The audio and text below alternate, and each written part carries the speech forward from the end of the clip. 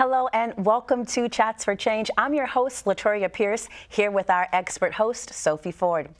Did you know 5 million children witness domestic violence each year in the U.S.? Children who experience domestic violence tend to have the same mental effects of PTSD as combat veterans. Kids who grow up with domestic violence are 6 times more likely to commit suicide, 50% more likely to abuse drugs and alcohol. But first, we're introducing you to a new segment called The Wake Up Call. Today's Wake Up Call is a video recap of a 911 call that shook the nation. Now, I must give you a content warning. The audio you're about to hear may be hard for some to listen to. Standing emergency. What's the standing emergency? My mommy and Daddy are having a fight. Is he hitting her? What? I'm talking to the police, Mommy. Stop it! Mommy! Stop it! Don't take the baby! Stop it! You're gonna hurt the baby! Stop it! Could you just send the police, please? Okay, we're going to be there. Who's taking your baby? Stop it! Challenging call to listen to, Sophie.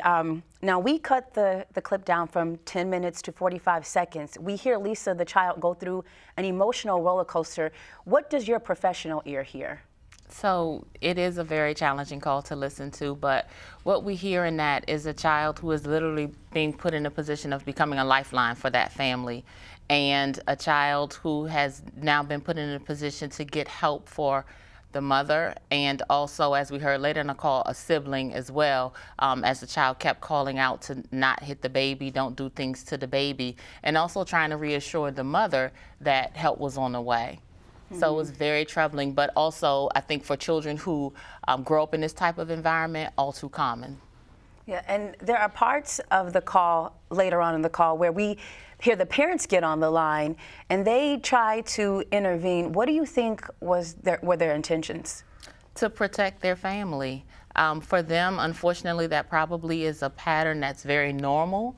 And so in that case, we want to make sure that we don't have external folks coming in, certainly not the police, because then there are criminal things that could be pending for the father, other things that could be pending for the children being removed from the home. So there are all kinds of consequences that could come about as a result of that happening. And so the parents were trying to really remedy that by jumping in.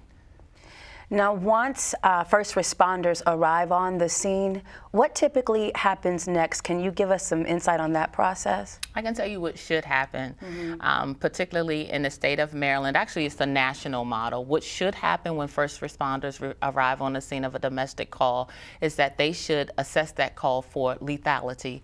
There is an assessment tool that's used across the nation called the Lethality Assessment Program, and it is a program that's been vetted to make sure that officers are on the scene, and in 11 questions they can determine whether or not a person is at serious risk for being hurt or even fatality. And so that's something that should always be done. And then after that is done, the next course of action should be dictated depending on how those questions were answered. So in our case, they would call Family Crisis Center, and we would start to intervene as much as we can, as much as it makes sense, as much as the victim will allow us to provide emergency shelter, safety plan, and things of that nature. The other thing I think, though, is important to say is that when law enforcement comes on the scene, they're looking for evidence of what was reported in a call. And I know a lot of people get frustrated because they don't always think calls go the way that they should go. But if an officer arrives and they're not seeing that evidence, a lot of times they may leave the scene without having to intervene the way that people think that they should. So there was a point in the call where the child described, and again, I know we didn't run this in the 45 seconds, but in that 10-minute call, the child describes what's happening to her mother, and she says that the father put his hands around the mother's neck. If the officers arrive and the mother doesn't report that, then what? then unfortunately they probably will clear that scene, meaning that they'll leave without maybe giving a verbal, but without any evidence that the law has been broken. And so unfortunately that could continue to happen until such time when they come and there is obvious evidence, as in the person is passed out or marks around the neck, because depending on a person's skin tone and all of that, we may not see evidence of that. When you're talking about strangulation, that's what you're looking for, and that may not be present. What about in the case where the offender is standing there, is present, and the victim is afraid to speak up? Are there some best practices to help in those cases? So the first thing we would always want to happen is for them to be separated. Okay. We wouldn't want for a victim to be interviewed in the presence of a person that they're saying abused them. And so that's the first thing we would always ask to be done, so that people can speak freely and without the fear of consequence. Definitely a best practice we would suggest. Understandable. And a lot of times when we hear about children and the effect of domestic violence, hitting is always highlighted. Is hitting the most traumatizing part? No, it's not. It's the most visible part, but not the most traumatizing part. The unseen effects of domestic violence are just as problematic as those that we can see. So we're talking about people's feelings, the psychological impact and things like that, that often manifest themselves in behaviors later and things of that nature. So it really is just a full gamut of damage that can be done as it relates to the issue before the hit and well after. So there's layers. Yes, absolutely. Very complex layers.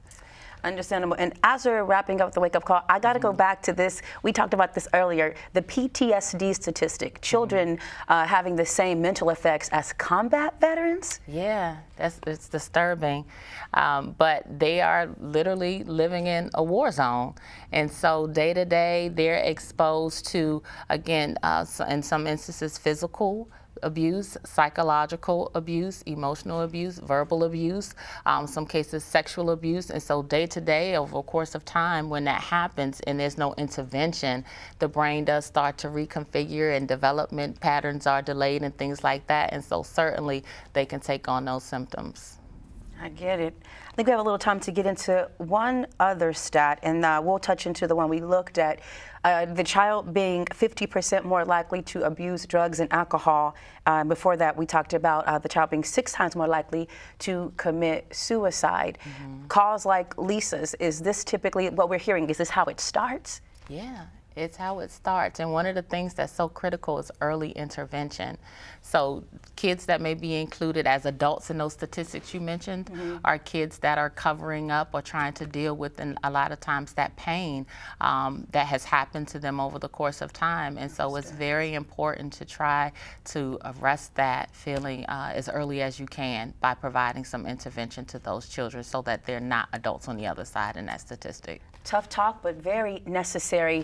Up next, FCC Clinical Director Patrick Crawford joins us as we discuss some good advice that you don't want to miss. Stay tuned.